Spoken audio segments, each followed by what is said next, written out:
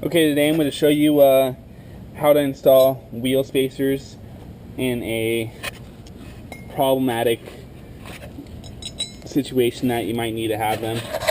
I was rubbing quite slightly. It's a little, just scraped the paint off really before I noticed that the wheels were rubbing.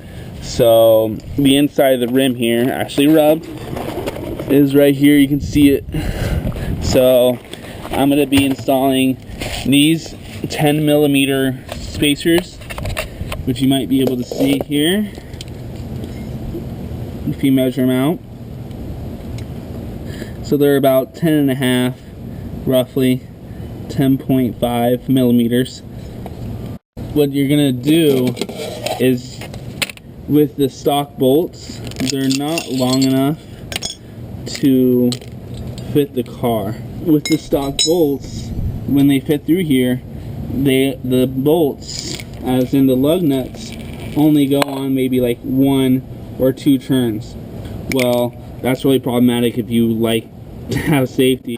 So that's really a problem. We're going to need to extend these bolts also by at least 10 millimeters to reach, the spec of the OEM spec. So what I have here is another bolt. You can compare it to this size. They're a lot longer than 10 millimeters. So if you measure this one out from the base to the end here, that'd be really about around 41 millimeters here. Now with this new one, it's about 60 roughly, a little shy of 60. So what we're gonna do is just make sure that these bolts will fit. So you'll measure the thickness of here, which is,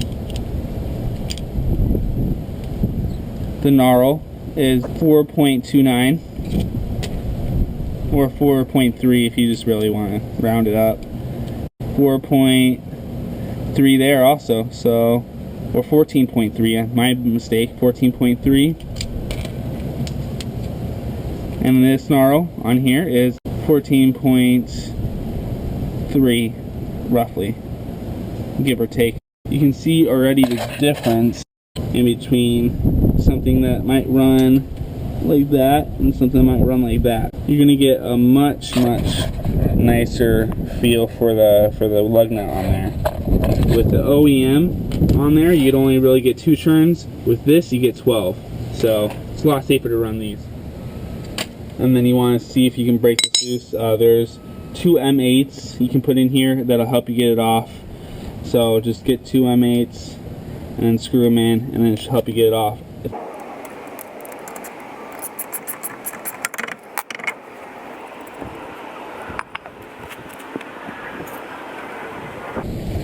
Next, you're going to need an Allen key or hex key, whatever you want to call it.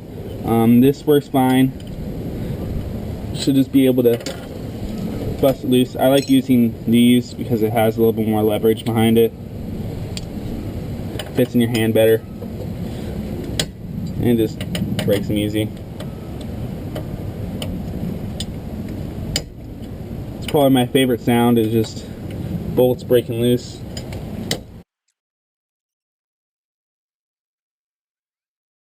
Always set all your screws and bolts somewhere that you're not going to lose them. Just inside here should be good. That way you don't forget to put them in. Alright. So next we're going to have to take apart this, unfortunately. So the first thing you'll do is snap this loose. See if you can get that done. Or actually, you're going to be getting these off. These little springs.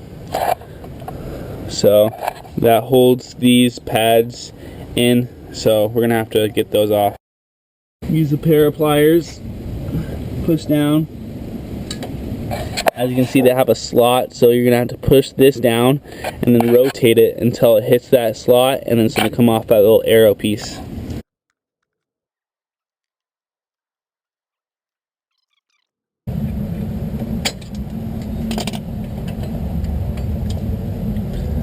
Now that you have those loose, you can pull them through the back. just to make sure you don't lose them. Keep them in the same spot, just like in here. You don't want to be losing pieces to your brake system. It's probably the worst thing you can do. Okay, next should be this little bottom part here, right there. And it should just, actually might not even, that might be the furthest you might need to do, because it looks like this moves out of the way, where you're going to be able to just move it, and then move this ring in the back out of the way. So you might be good just doing this, if you can arrange it where it misses everything. So let's try it.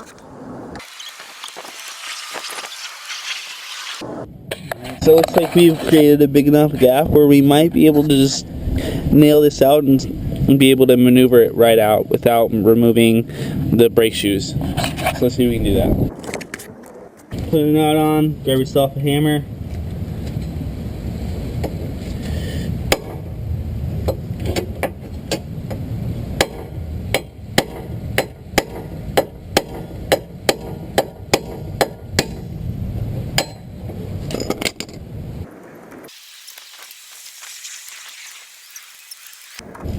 Looks like I'm able to get them out. I'm not sure if I'm going to be able to get the other longer ones in. I should be able to, just by sneaking it through. Hopefully I'll be able to do that. So what the point is, you're trying to just get these knurls loosened and popped out.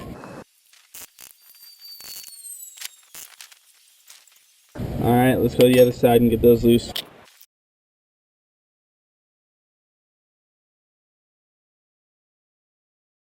Need to take this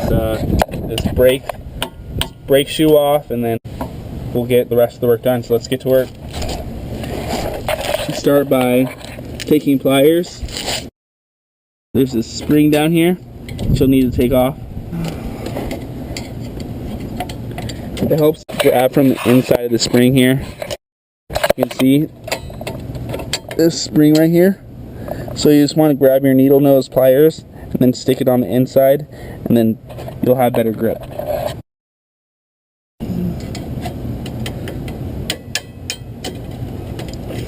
Comes off pretty easy. Next, this is going to fall off. Don't twist or turn this any. You don't need to. Really, that's all you need to do for this to get these nuts in. So just move this ringland aside. This is for the ABS sensor. Make sure you don't hit the ABS sensor with the ring. You can cause damage to it, making your ABS send codes, and it's very expensive. These sensors are really expensive, $200–300 easy. So try to stay away from it, or even, you know, just be really careful. So we'll keep working on this right now. If you want, just take this top shoe off just to make easy clearance. You don't really have to remove anything else. Things will fall off. Just remember how they go. Put them in one at a time. See if you can just sort of pull them through. Snug them up real quick. That way it doesn't really hit too much. And just turn it. Just keep putting them in all the way around.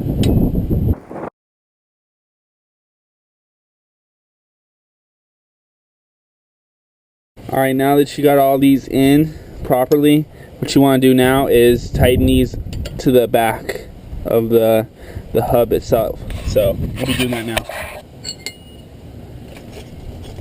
Like I've shown before, just grab two, tools to make up the length. Flat side in. That way it makes the most contact you can. Alright.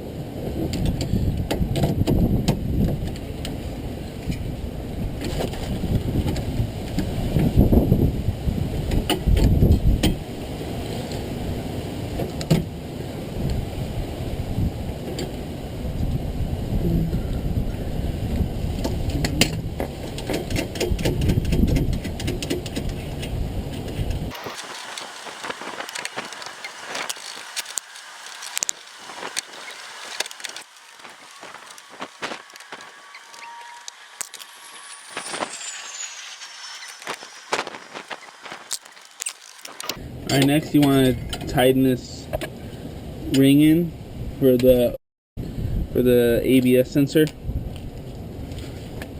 Grab your Allen key.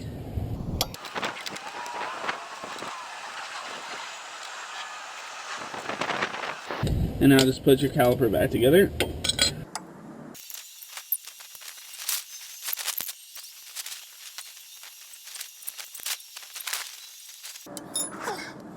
So both of those are back in.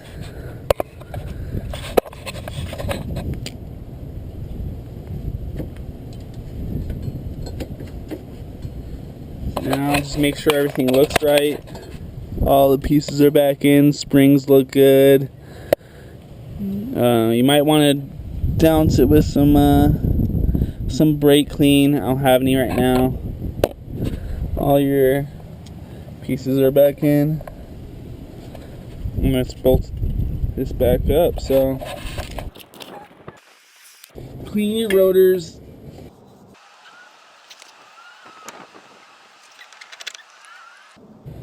You want to put an anti-seize on the back of this.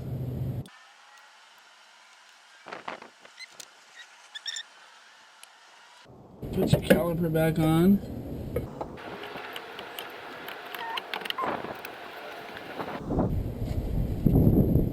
Anti-seize on these.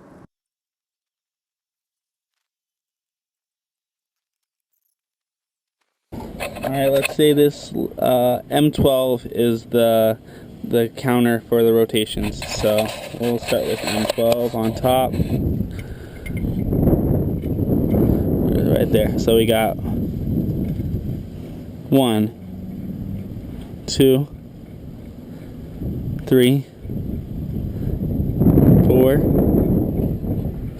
5, 6, 7, 8, 9, 10, 11, 12, 13. So 13 and a half twists. That's actually pretty good for how far they are on the thread. So I'll just button this up and get it together.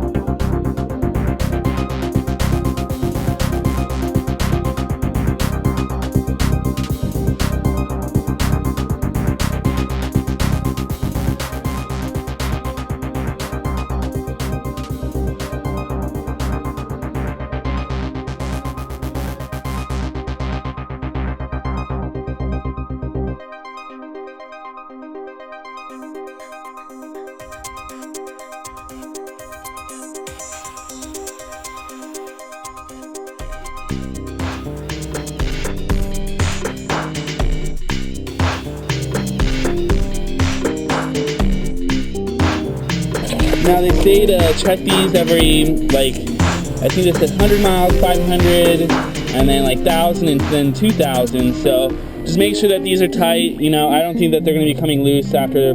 I mean, they almost made it 16 turns with it, which is better than OEM. The front ones only turn like 8 times. So this is twice the thread on these lug nuts. So I don't think that they're going to be coming off anytime soon.